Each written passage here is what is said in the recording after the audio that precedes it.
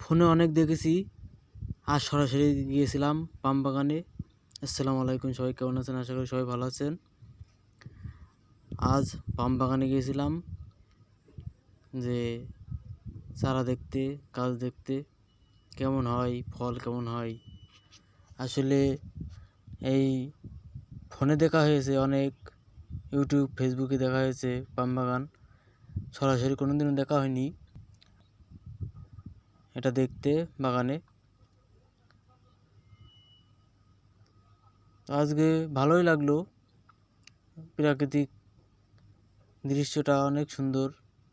সেখানে গিয়েছিলাম, বড় বড় গাছ দেখতে পাচ্ছেন, দেখানো হচ্ছে ক্যামেরায়। অনেক বড় হয়ে গেছে গাছগুলো। এই গাছে আসলে তেমন ফল ধরে না, এই জন্য গাছের মালিকরা থিয়ে অন্য জায়গায় চলে গেছে।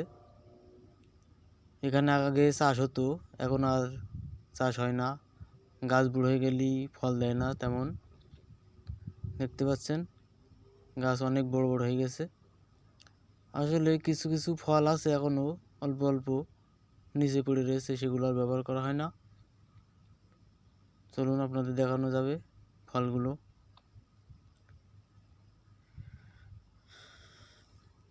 এই যে আপনাদের আমি ধরেছি হাতে, দেখতে পাচ্ছেন, কুড়িয়ে কুড়িয়ে নিচ্ছি।